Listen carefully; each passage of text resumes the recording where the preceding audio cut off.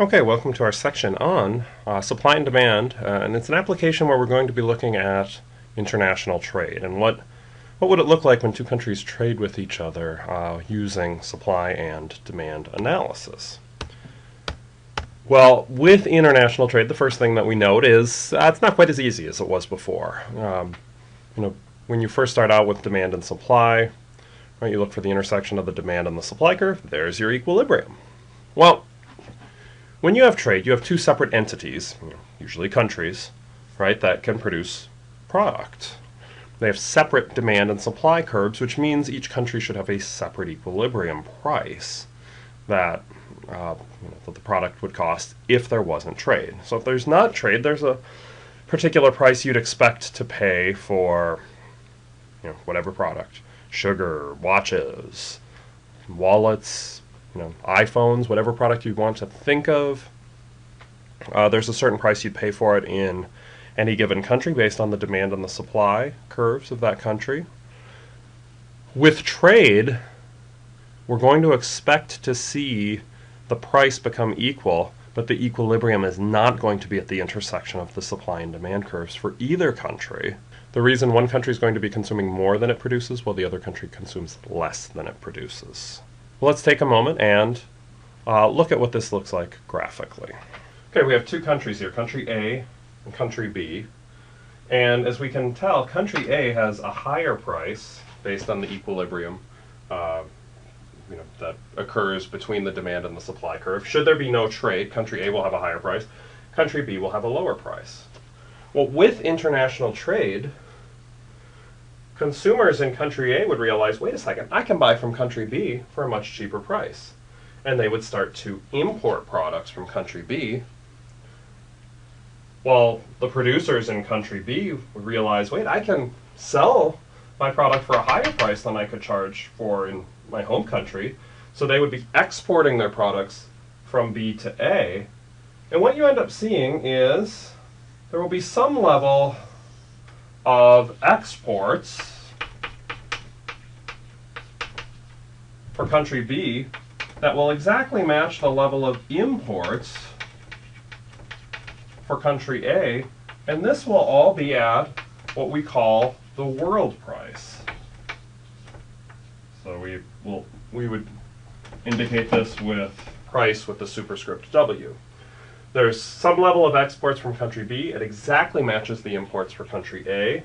Country B is producing more than it's consuming of this particular product. Country A is consuming more than it's producing of this particular product.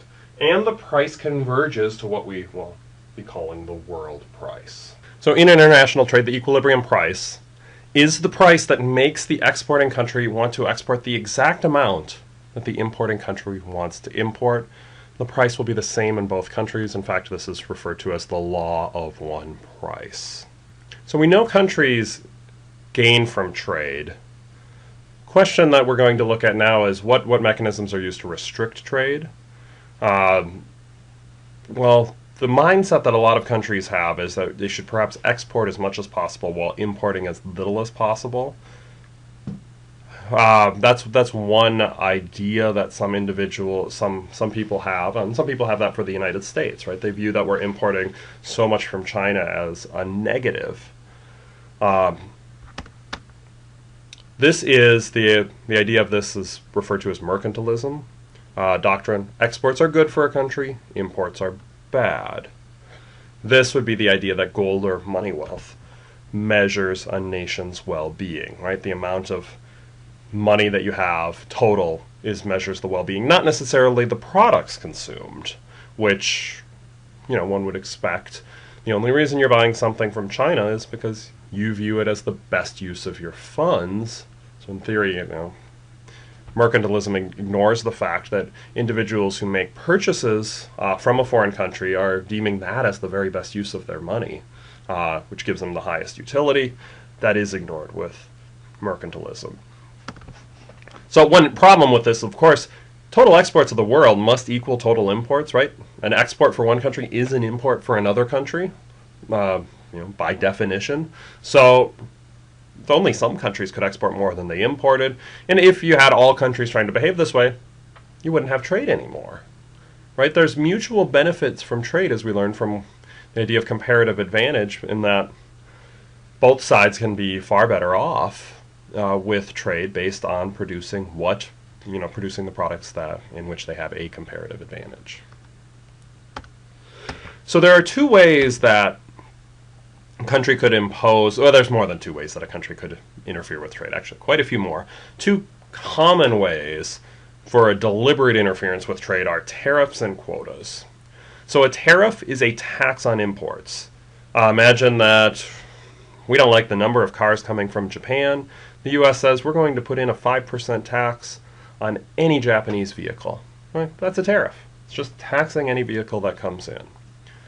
A quota is exactly like what the word would imply. It's a specific maximum amount of a good that a country can import during a specific time period.